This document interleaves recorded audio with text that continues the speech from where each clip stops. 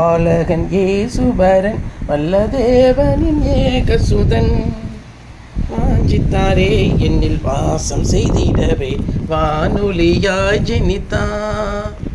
அல்லேலூயா அல்லேலூயா அல்லேலூயா துதியவர்க்கே, அல்லேலூயா துதியவர்க்கே, அல்லேலூயா துதியவர்க்கே. தாவீதின் வீரவராயவனின் ஜெயராஜ்யம் தாபிக்கவே தாசனின் ரூபமை தாரணி மீதிலே தாமுதிர்த்தாருளியாய். அல்லேலூயா அல்லேலூயா அல்லேலூயா துதிவு அவர்க்கே, அல்லேலூயா துதியவர்க்கே. உன்னத தேவனுக்கே மகிமை, உலகில் சமாதானமே. காரிருள் நீங்கிட காசினி மீதிலே கதிரொளியாய் ஜெனித்தார். அல்லேலூயா அல்லேலூயா அல்லேலூயா துதியவர்க்கே, அல்லேலூயா துதியவர்க்கே, அல்லேலூயா துதியவர்க்கே. ஸ்தோத்திரம். கர்த்தருடைய பரிசுத்த நாமத்துக்கு ஸ்தோத்திரம். எல்லாரும் தேவனை ஸ்தோத்தரிப்போம். ஸ்தோத்திரம் செய்கிறோம். ராஜாதி ராஜனை ஸ்தோத்தரிக்கிறோம். கர்த்தாதி கர்த்தனை ஸ்தோத்தரிக்கிறோம். யெகோவா தேவனை ஸ்தோத்தரிக்கிறோம். யாவே தேவனை தோத்தரிக்கிறோம். யாஷுவா மேசியாவை துதிக்கிறோம். எகோஷுவா மேசியாவை துதிக்கிறோம். ஷாலு திதிந்தி கச் பதியோ நகந்தா பத்தோ பச்சதோ. தேவனுடைய வார்த்தைகளை மகத்துவங்களை ஆவியினாலே பேச ஆசையாக இருக்கிறோம், வாஞ்சிக்கிறோம். உம்மை துதிக்கிறோம், வாழ்த்துகிறோம். இஸ்ரவேலின் தேவனாகிய தேவரீரே பரிசுத்தவர். இஸ்ரவேலின் துதிகளுக்குள் வாசம் பண்ணும் தேவன் நீரல்லவோ. ஓ ஆவியான தேவனே, ஆண்டவரே ஸ்தோத்திரம் ஸ்தோத்திரம் ஸ்தோத்திரம் ஸ்தோத்திரம். மகத்துவம் நிறைந்தரே, ஒன்றான மெய்தேவனே, வல்லவரே, நல்லவரே, பெரியவரே, பிரபுவே துதிக்கிறோம். கர்த்தர் பெரிய காரியத்தை செய்வீராக. கன மகிமை துதியை எடுத்துக்கொள்ளும் ஆண்டவரே உமக்கு ஸ்தோத்திரம். இயேசுவின் நாமத்தில் செபிக்கிறோம். ஸ்தோத்திரம். மணியரசன் ஜெர்மனியா லைனில் இருக்கியா? ஏன் தம்பி ஜெபம் பண்ண முடியுமா? பண்ணியா? இந்த மதிய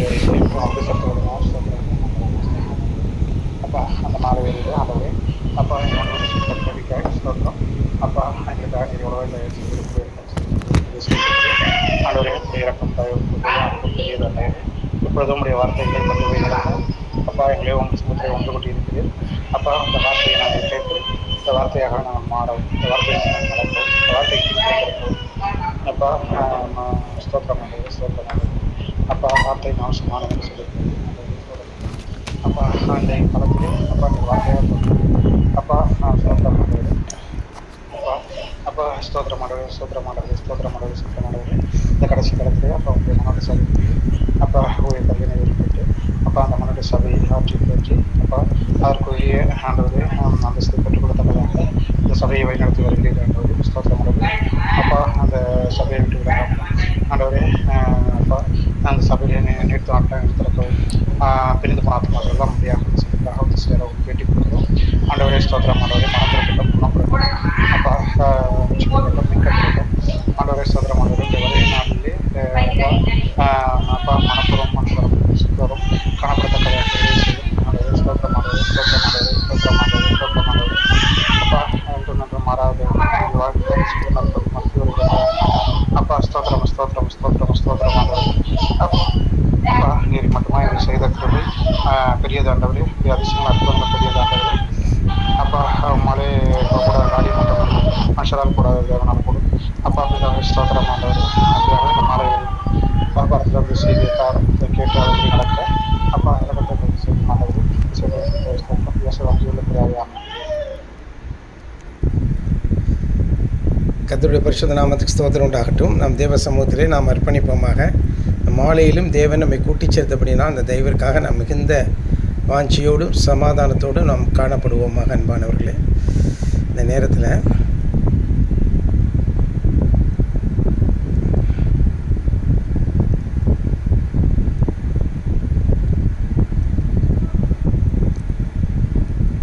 வேத வாக்கியங்களே படிப்போம்.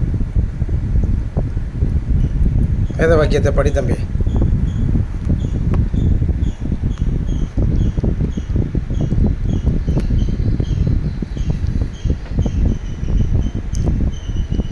லைனில் இருக்கியா தம்பி? இருக்கு பிரதர். வேத வாக்கியத்தை படி தெரியுதா? படி. ஏசாயா 42:3. அவர் நெறிந்த நாளை முடியாமலும் மங்கியறிகிற திரியை அணையாமலும் நியாயத்தை உண்மையாக வெளிப்படுத்துவார். 2:7. நீயே எல்லாவற்றிலும் உன்னை நற்கிரியைகளுக்கு மாதிரியாக காண்பித்து. நீயோன்னு வரும். அது இப்படி நீயேன்னு போட்டிருக்கானுங்க, பரவாயில்ல. அது விட இந்த அதிகாரம் என்ன சொல்லுது அப்படின்னு கேட்டிங்கன்னா, நெறிந்த நாளிலே முறிக்க மாட்டார். யார்? ஒருத்தர் வந்து நெறிந்த நாளிலே முறியாதவர் ஒருத்தர் இருக்கிறார். அவர் யாருன்னு கேட்டிங்கன்னா, அவர் யார் அப்படின்னா, அவர் தான் தேவாதி தேவன். அவர் தான் வந்து இந்த காலத்துக்குரிய தேவனுடைய தூதனாக இருக்கிறார்.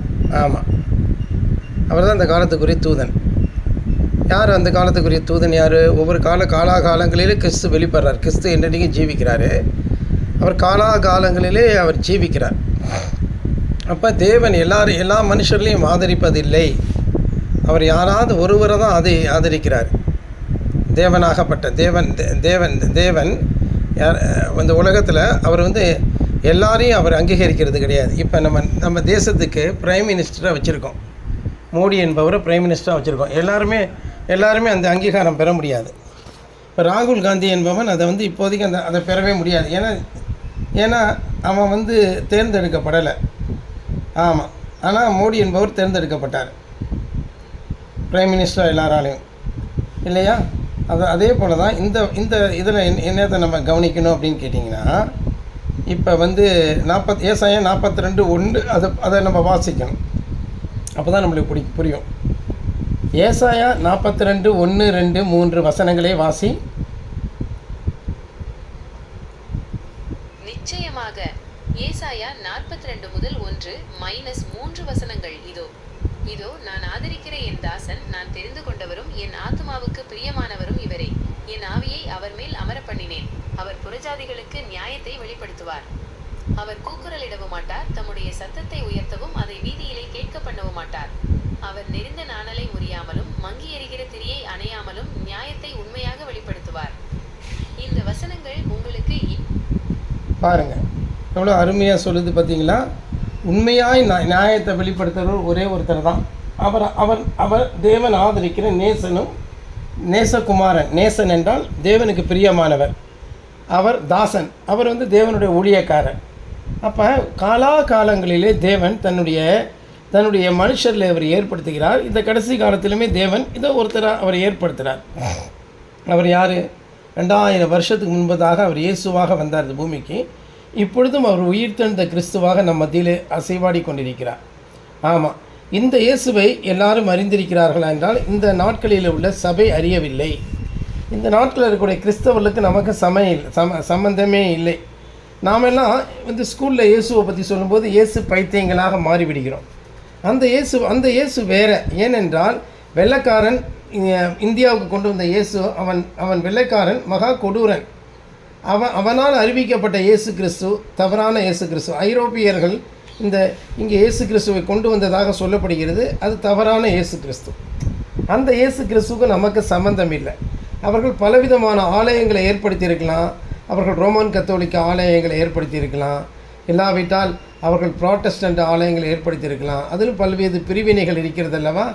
ரோமன் கத்தோலிக்க அதுலேயுமே பலவிதமான அங்கே ஆர்கனைசேஷன்ஸ், அதில் பிரிவினைகளை வைத்திருக்கிறாங்க.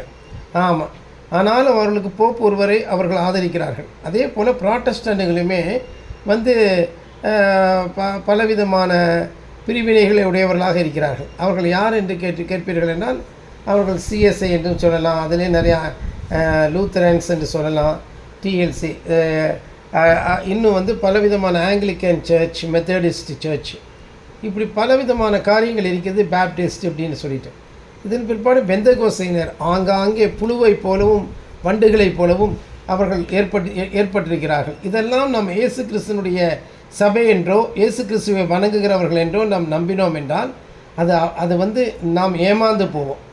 ஆமாம், இப்படிப்பட்டவர்கள் இடத்துல தான் அநேகர் போயிடுறாங்க. இப்போ மணியரசனுடைய அக்காவே இப்படி ஒரு தவறான சபைக்கு தான் போயிருக்கு. அது எதுக்கு அப்படி போச்சுன்னா ஒரு உண்மையிலேயே அது வயிற்று பிழைப்புக்காகவோ அதுக்கு தான் அப்படி போயிருக்கு.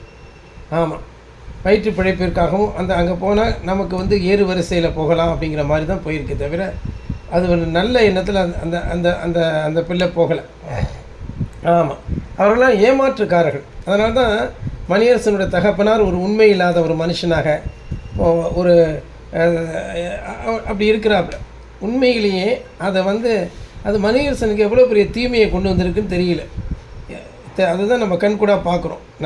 நிறைய தீமைகளை அவரால் அனுபவிச்சிட்ருக்கான். திருமண விஷயங்களிலே கூட அந்த அந்த மனுஷன் வந்து அது ஒரு தரகு மாதிரி செய்திருக்கிறான் அந்த ஆள். அதில் தான் எனக்கு ஒரு பெரிய அதெல்லாம் நம்ம புரிஞ்சுட்டு நாம் எவ்வளோ ஏமாற்றப்பட்டிருக்கிறோன்னு சொல்லிட்டு நம்ம குடும்பத்தாரால் நம்மளோட குடும்பத்தார் நமக்கு சத்துருவாக இருந்து நமக்கு அவ்வளோ தீமையை செய்திருக்கிறாங்க. இப்போ ஊழியக்காரனோட குடும்பத்தாரை பார்க்குறீங்க, எவ்வளவு தீமையை செய்கிறாங்க. ஆமாம், ரட்சிக்கப்பட்டேன்னு சொல்லக்கூடிய பாலாஜி கூட எனக்கு எவ்வளோ தீமையை செய்தான் நீங்கள் பார்த்தீங்க. எவ்வளவு தொந்தரவு கொடுத்தான் சபையில் வந்து எல்லாரையும் வந்து தாறுமாறாக பேசி. அவனுக்கு பேசவே தெரியாது பாலாஜிக்கு. அதனால் நல்லா வாங்கி கட்டி கொண்டான், பிறவி பைத்தியம்னு சொல்லிட்டு. இப்போ அவனை வந்து காலை ஜெபத்துக்கு வரக்கூடாதுன்னு சொல்லி வச்சுருக்கான். ஏதோ ஒரு ஒழுங்கில் அவன் இருக்கணும். வாழ்க்கையில் ரொம்ப அவமதிக்கப்பட்டு ரொம்ப கஷ்டப்பட்டு தான் வாழ்ந்துக்கிட்டு இருக்கான். இந்த ஒரு வாழ்க்கை அவனுக்கு தேவையா? யோசித்து பாருங்கள். ரொம்ப நிந்திக்கப்பட்டு தான் வாழ்ந்துட்டுருக்கான். எவ்வளோ ஈஸியாக வாழலாம். அதே போல் சுரேஷும் ரொம்ப கேவலப்பட்டு தான் வாழ்ந்துட்டுருக்கான். மனைவிட்ட அடிமைப்பட்டு தான் வாழ்ந்துக்கிட்டு இருக்கான். ஏன்னா நியாயங்களே அவன்கிட்ட இல்லை, சுரேஷ்கிட்ட இல்லை. எதுக்கு அதை தான் உண்மையாக நியாயத்தை வெளிப்படுத்தக்கூடிய ஒரு தெய்வம் நமக்கு இருக்கிறார் என்றால் அவர் சபை ஜனங்களை மிகவும் நேசிக்கிறவராக இருக்கிறார். ஆமாம், நாம் அவரோட ஒன்றிணைப்பாக இருக்க வேண்டும், அவரோடு நாம் இசைவாக இருக்க வேண்டும், அவரோடு நம்ம ஹார்மனியாக இருக்க வேண்டும், அவரோடு ஒத்திசைவாக இருக்க வேண்டும், அவரோடு நாம் இசைந்து செல்ல வேண்டும். அன்பானவர்களே, தேவனோடு இசைந்திருக்கிறவனும் அவரோடு ஒரே ஆவியாக இருக்கிறான் என்று வேதத்தில் சொல்லலையா? அதாவது மனைவியோடு இசைந்திருக்கிறவன் மனைவியோடு ஒரே மாம்சமாக தான் இருக்க முடியும். சுரேஷ் தன்னுடைய மனைவியோடு இசைந்திருக்கிறான், ஒரே மாம்சமாக இருக்கிறான். அவளை அந்த அந்த அந்த அந்த பொல்லாத பிள்ளை பொல்லாதவளாக இருக்கிற அப்படின்னாலே இவனும் பொல்லாதவனாக இருக்கிறான். ஆனால் தேவன் நல்லவராக இருக்கிற அப்படின்னாலே தேவனோடு இசைந்திருக்கிறவர்கள் தேவனோடு ஒரே ஆவியாக இருக்கிறார்கள். அப்போ ரெண்டு பேரோடு இசைந்திருக்க முடியுமா? முடியாது. ஆமாம், மனைவியோடு இசைந்திருக்கிறான், அவளோட ஒரே மாம்சமாக இருக்கிறான் என்றால் சுரேஷ் தேவனோடு முதலாவது ஒரே ஆவியாக ஆக வேண்டும். அப்புறம் மனைவியோடு இசையும் பொழுது அந்த மனைவி ரட்சிக்கப்படுவாள். எல்லாம் ஒரு கண்ட்ரோலில் யாச்சும் இருப்பான். ஏன்னா நாம் என்ன செய்கிறோம்? மனைவியினாலும் மனைவி வீட்டாரானாலும் ரொம்ப வஞ்சிக்கப்படுறோம். ஒருவேளை போஜனத்துக்காக உலக பொருளுக்காக. ஆமாம், அவங்க வீட்டில் எவ்வளவு அடுப்பெரிஞ்சு சமைச்சாலும் நம்ம வீட்டில் போய் சாப்பிடணும். புரியுதா? சுரேஷ் பாய் அப்படி கிடையாது. என்ன செய்வான்? அவனுடைய மாமனார் மாமியார் அவனுடைய மாமியாருடைய அதாவது அவனுடைய மனைவியோடைய அண்ணன்மார்கள் எல்லாம் அந்த வீட்டில் வந்து டேரா அடிக்குங்க நாய்ங்க. அப்புறம் எப்படி அவன் உண்மையாக இருக்க முடியும்? பொல்லாதவனாக இருக்கிறான் சுரேஷ். அப்போ நாம் எப்படி இருக்கோங்கிறத பாருங்கள். மனைவி வீட்டில் எவ்வளோ சுவையாக போட்டாலும் எவ்வளவு சமைச்சு போட்டாலும் இனியும் அங்கே போகிறத குறைச்சிக்கோங்க. நம்ம வீட்டுக்கு போகணும். நம்ம மரியாதையை நாம் காப்பாற்றிக்கணும். நம்ம வீட்டில் நம்ம பொண்டாட்டியை நீங்கள் வந்து உங்களுக்கு ஏற்றவங்களை நீங்கள் ஆயத்தமாக்குங்க. ஒழுங்காக சமைக்க சொல்லுங்கள். நாம் அங்கே போகிற வேலையை வச்சுக்க வேணாம். அவங்க வேணால் உங்கள் மனைவியை உங்கள் பிள்ளைங்களெல்லாம் அங்கே வந்து பார்க்கட்டும், உன் வீட்டில் வந்து பார்க்கட்டும். அந்த ஒரு ரோஷம் வரணும், அந்த ஒரு நற்குணம் வரணும்.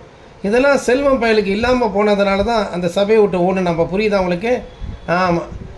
இப்போ இதே மாதிரி தான் யூஜினும் அப்படி தான். ஜெபகுமார் எல்லாம் ஜெபகுமாரில் ஜெபராஜ் எல்லாருமே எவ்வளோ நீ காசு வச்சுருந்தா என்ன, எவ்வளோனுக்கு நீ காணிக்க கொடுத்தா எனக்கு என்ன, அதை குறித்து எனக்கு கவலையே கிடையாது. ஆமாம், மாதம் அவ்வளோ காசுகளையும் ஆனால் இந்த ஒரு காரியத்து நிமித்தம், இந்த ஒரு ஒழுங்கின் நிமித்தம் இவர்கள் எல்லாருமே என்னை பகைத்து ஓடிவிட்டார்கள். அதனால் என் வாழ்க்கையில் எவ்வளவோ நெருக்கங்களும் கஷ்டங்களும் வந்தாலும் பரலோகத்தில் என் பொக்கிஷம் சேர்ந்தபடினாலே அது உன்னதத்திலேருந்து எனக்கு வரும். இப்போ என்ன புரிகிறதா? தேவன் ஆதரிக்கிற நேசன் யார், அவர் ஆதரிக்கிற தாசன் யாருன்னு புரிஞ்சுக்குதா? ஏன் இவர் மேலே தேவன் பிரியமாக இருக்கிறான்னு புரிஞ்சுக்குதா? வேத வாக்கியங்கள் தான் முக்கியமே தவிர இந்த தேவனை நான் விற்க முடியாது. இந்த இந்த காசுகளையும் இந்த பணத்தையும் நாம் விற்பதற்கு ஏதுவானது அல்ல. நல்லா புரிஞ்சுக்கோங்க, இதை நாம் விற்பதற்கு ஏதுவானதே கிடையாது. ஆமாம், இது விற்பதற்கு ஏதுவானதே கிடையாது. ஆமாம், நம்முடைய ஆவிக்குரிய ஜீவியத்தில் நம்ம இஷ்டத்துக்கு கடவுளை இழுக்க முடியாது. நாம் தேவனுடைய இஷ்டத்துக்கு போக வேண்டும். நமக்கு ஒரு முகவரியை தேவன் தருவார். அந்த முகவரியை காத்துக்கொள்ள வேண்டும். நம்முடைய முக அடையாளத்தை, நம்முடைய முகவரியை நாம் தொலைத்து விடக்கூடாது. நம்முடைய தனித்தன்மையை தொலைத்து விடக்கூடாது. நம்ம சொல்கிறோம் நாங்கள் யார் வீட்டுக்கும் போய் சாப்பிட மாட்டோம்னு சொல்லிட்டேன். அப்புறம் எதுக்கு போய் நம்ம வேறு ஒருத்தங்க வீட்டில் போய் சாப்பிடணும்?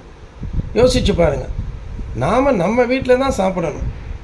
ஏதோ ஒரு அக்கேஷனாக வந்து சொந்தக்காரங்க வீட்டுக்கு நம்ம போகலாம். ஆமாம், யார் வீட்லேயும் போய் என்ன செய்யக்கூடாது, நாம் போகக்கூடாது. அதை தான் நான் சொல்கிறேன். சுரேஷ் வந்து அப்படி தான் இருக்கான். சுரேஷ் தான் வீட்டில் இருக்கிற மாதிரி இருந்தாலும் அவனுடைய மாமியார் வீட்டு டாமினேஷனுக்கு இருக்கிற வரைக்கும் அவன் மாமியார் வீட்டில் தான் சாப்பிட்றான்னு அர்த்தம். ஆமாம், இதை எதுக்கு நான் சொல்கிறேன் அப்படின்னு கேட்டிங்கன்னா, நாம் கர்த்தருக்கென்று நிற்கும் பொழுது தேவன் நம்மை ஜென்யூன்லி செல்ஃபாக தேவன் மேலே சார்ந்திருக்கிறவர்களாக மாற்றுவார். அதை தான் சொல்கிறேன். உண்மையாக அவர் நியாயத்தை பிரசங்கிப்பார். அவர் அதிகாலை ஜெபத்திலும் சரி, ஈவினிங் ஜெபத்திலும் சரி. ஆமாம், அவர் கொஞ்சம் கூட கூக்குரல மாட்டார். அவர் வந்து தன்னோட சத்தத்தை உயர்த்த மாட்டார். அதாவது என்ன, வீதியில் உயர்த்த மாட்டார்னு அர்த்தம். அந்தரங்கத்திலே அவர் தான தர்மம் பண்ண மாட்டார். அதாவது மன்னிக்கணும், அதாவது வெளியரங்கமாக மனுஷர் காண வேண்டும் என்று தான தர்மம் பண்ண மாட்டார். மனுஷர் காண வேண்டும் என்று ஜெபிக்க மாட்டார். மனுஷர் காண வேண்டும் என்று உபவாசிக்க மாட்டார். அவர் பூமியிலே பொக்கிஷத்தை சேர்த்து வைக்க மாட்டார்னு அர்த்தம். அவர் பூமியில் என்னத்தை சேர்த்து வைக்க மாட்டார்? பொக்கிஷத்தை பூமியிலே அவர் சேர்த்து வைப்பது இல்லை. அதை புரிந்து கொள்ள வேண்டும் அன்பானவர்களே.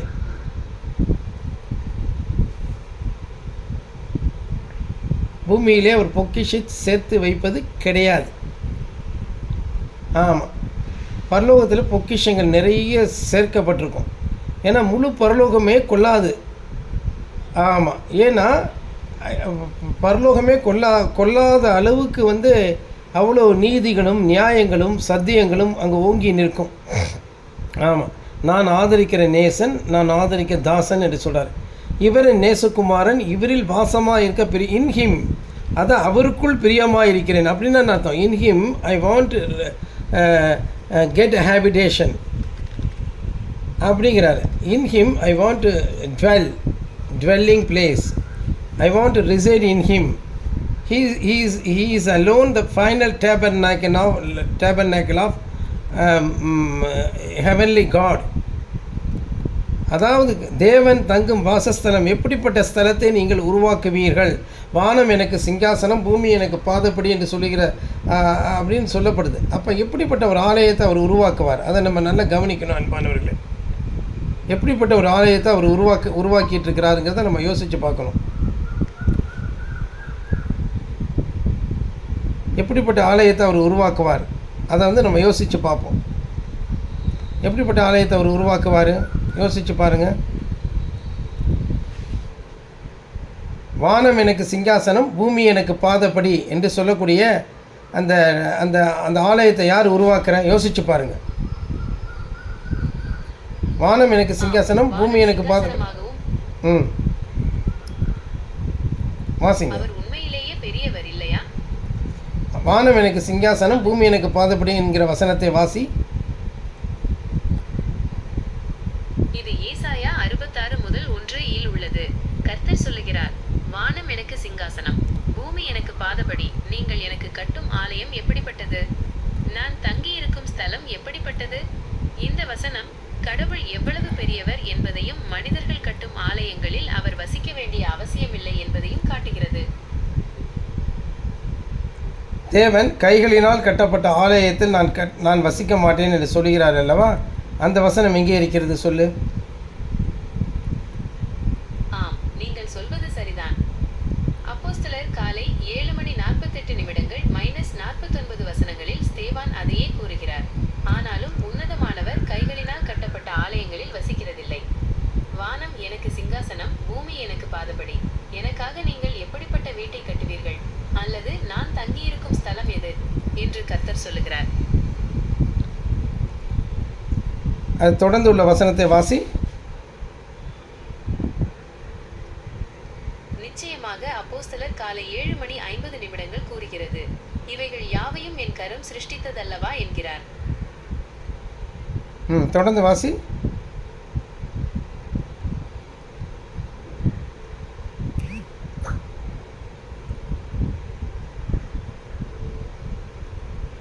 தொடர்ந்து வாசி அடுத்த வசனத்தை.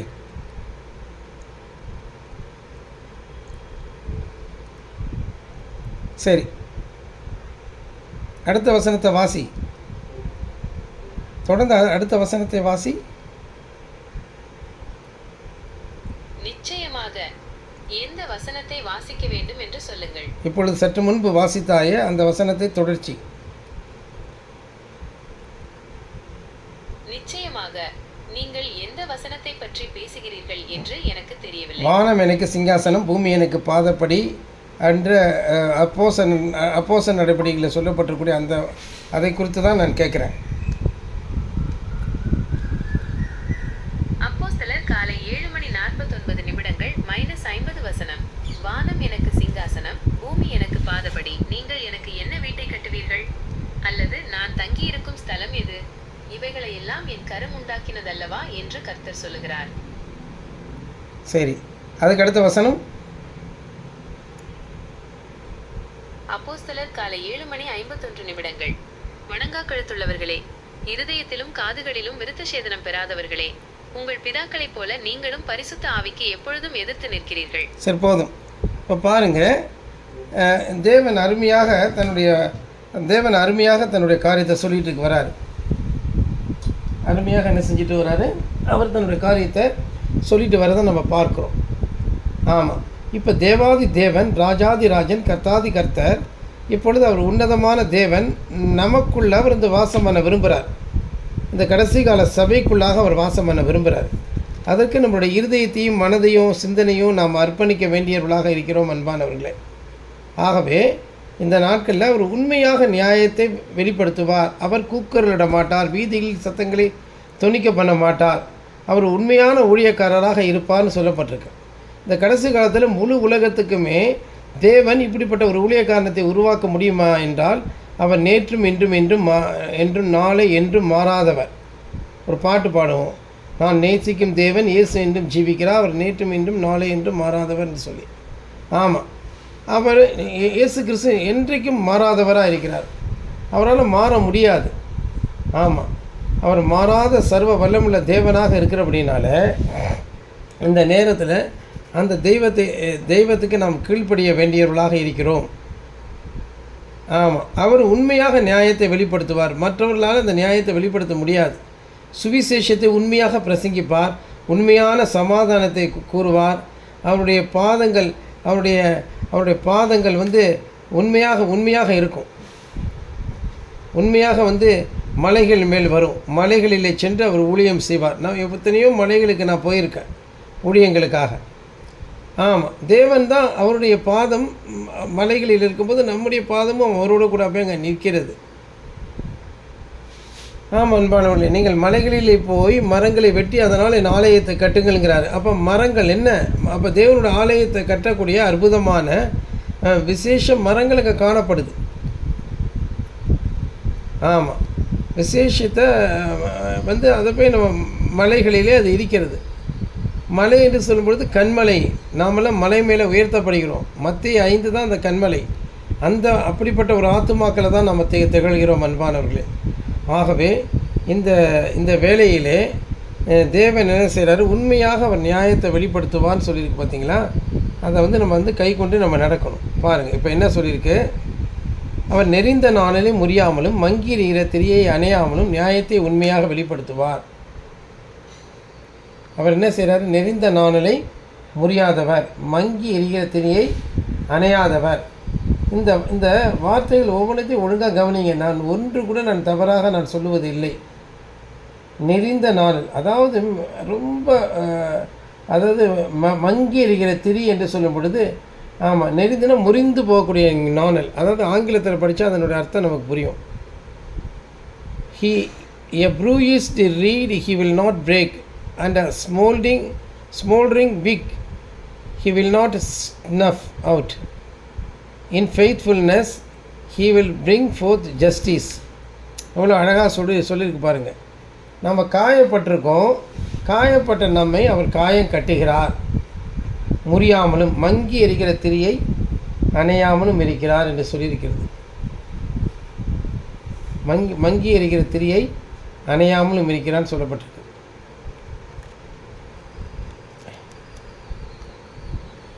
நெறிந்த நாளினை முறியாதவர், மங்கி எரிகிற திரியை அணையாதவர்.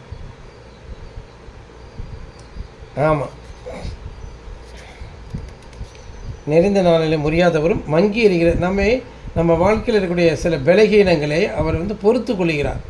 அதற்கு தான் அவர் காயப்பட்டிருக்கிறார். அப்போ அந்த காயங்களை அவர் வாங்கி கொள்கிறார். அவர் அந்த காயங்களை அவர் வாங்கிக்கிட்டு என்ன செய்கிறார்? அவர் ரொம்ப பொறுமையாக இருக்கிறார். ஆமாம், ரொம்ப பொறுமை உள்ளவராக தான் அவர் இருக்கிறார்.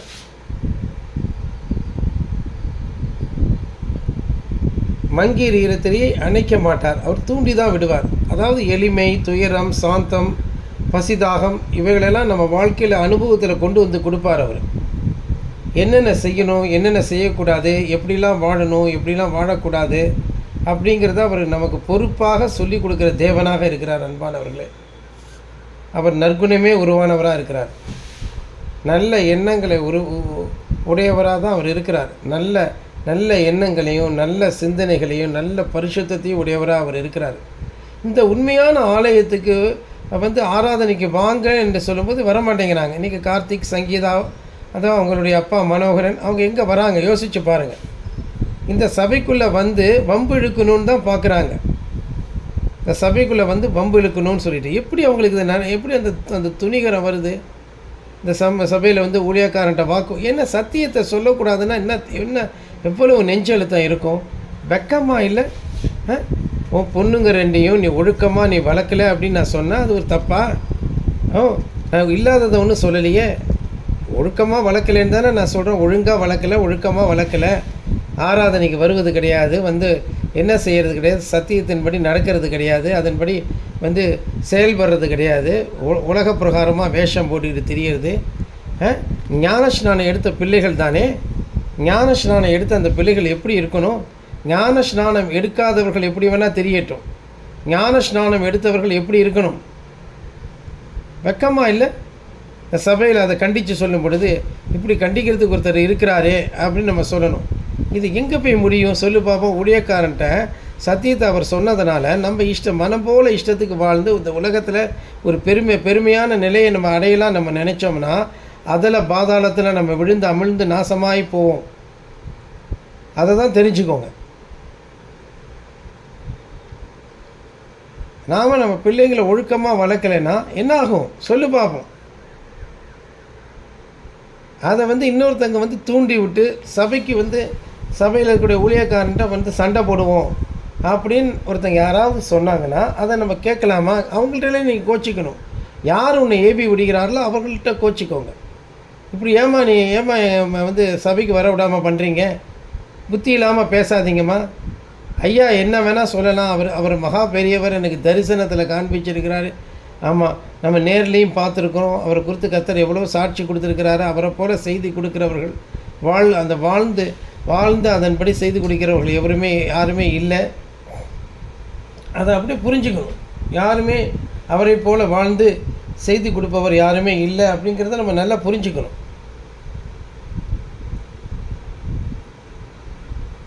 ஆமாம், அவரை போல் செய்தி கொடுக்கிறவர் எவருமே இல்லை.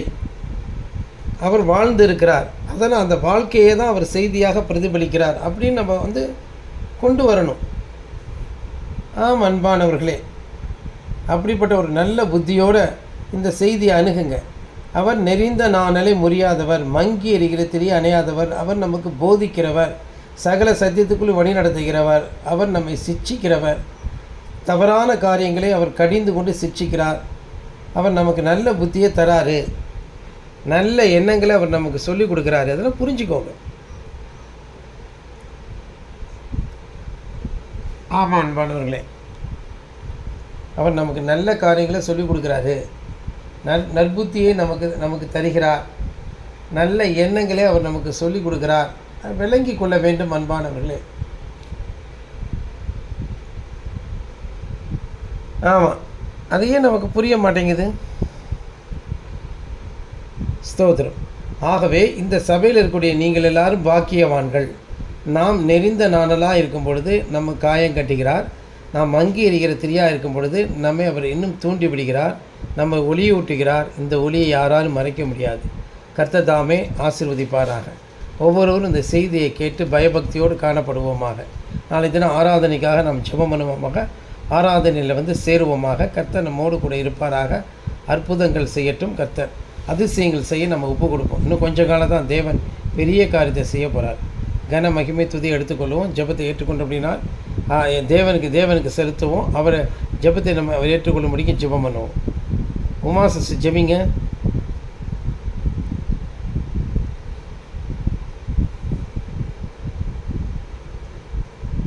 சிஸ்டர் ஜெபம் பண்ணுங்க.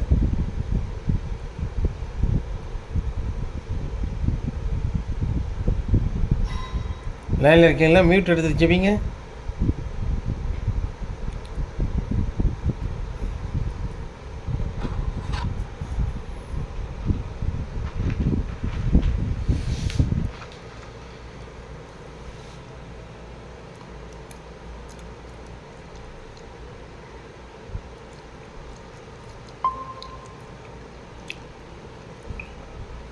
ஸ்தோத்திரப்பா மிக்கிறோம், ஸ்தோத்திரிக்கிறோம்.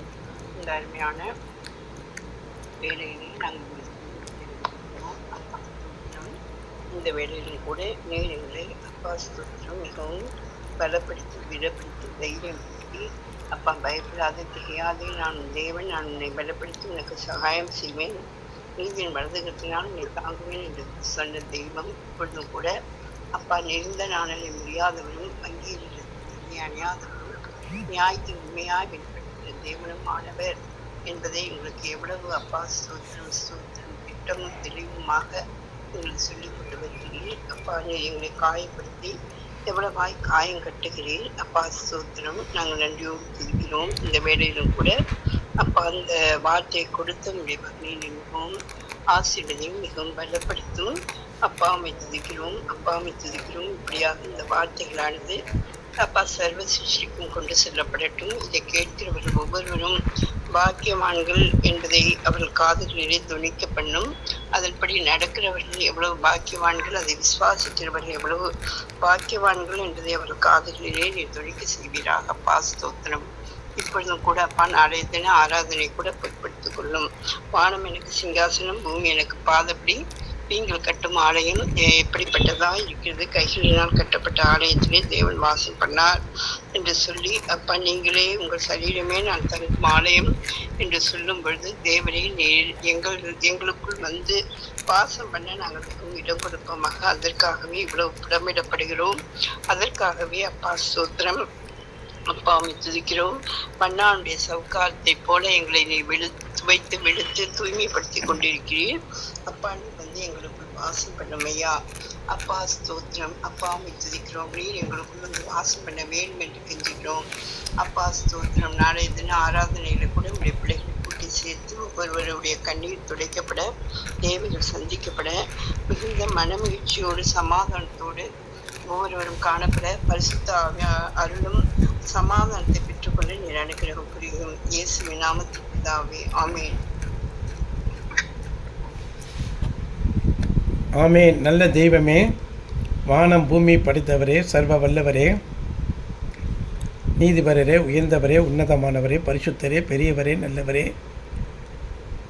ஜீவன் தந்த இயேசு கிறிஸ்துவே, இந்த அருமையான வேளையிலே இந்த சபையை நீ நடத்தி நெறிந்த நாளை முடியாதவரும் மங்கி இருக்கிற தெரிய அணையாதவரும் உண்மையாய் ஆண்டவரே நியாயத்தை வெளிப்படுத்துகிறவருமாய் இருந்து பெரிய காரியத்தை செய்வீராக. கண்ணீரை துடைக்க வேண்டும் என்று நாங்கள் ஜெபிக்கிறோம். எல்லாருக்கும் சமாதானத்தை தருவீராக. நியாயம் எல்லாருக்கும் புரியும்படிக்கு ஆண்டவரே நீர் பேசுகிறவர் அல்லவா. ஒவ்வொருவரும் அந்த நியாயத்தை உணர்ந்து தங்களுடைய அநியாயத்தை அறிக்கை செய்வார்களாக. நாளை தினம் கம்யூனியன் எடுக்கும் முன்பு இப்படியாகவே ஜனங்கள் உண்மையாக நியாயத்தை கடைபிடிக்க அனுக்கிரகம் செய்யும். கன மகிமை துதி எடுத்துக்கொள்ளும். ஜெபத்தை ஏற்றுக்கொண்டபடினால் உமக்கு ஸ்தோத்திரம். ஆண்டவரே ஸ்தோத்திரிக்கிறோம், ஸ்தோத்திரிக்கிறோம், ஸ்தோத்திரிக்கிறோம், ஸ்தோத்திரிக்கிறோம், ஸ்தோத்திரிக்கிறோம். தேவக்கரம் இப்படியாகவே பெரிய காரியங்களை செய்து முடிக்கட்டும். அதிசயங்களையும் அற்புதங்களையும் செய்வீராக. தேவ நாமம் மகிமைப்படட்டும். தேவ நாமம் எப்படியாவது மகிமைப்படட்டும். கடந்த ஒவ்வொருடைய வாழ்க்கையிலும் மிகுந்த சீரும் சிறப்பையும் தருவீராக. உயர்ந்த அடைக்கலத்தில் ஒவ்வொருவரையும் வைப்பீராக. எல்லாருடைய கஷ்டங்களும் போகட்டும். இயேசுவின் நாமத்தில் ஜெபிக்கிறோம் பிதாவே. ஆமேன், ஆமேன், ஆமேன், ஆமேன். தாழ்த்துகிறோம் தேவ இயேசு கிறிஸ்து நாமத்தில் பிதாவே. கர்த்தர் நம் ஜெபத்தை கேட்ட நன்றியோடு ஸ்தோத்திரிப்போம். ஸ்தோத்திரம். கர்த்தர் உங்களை ஆசீர்வதிப்பாராக.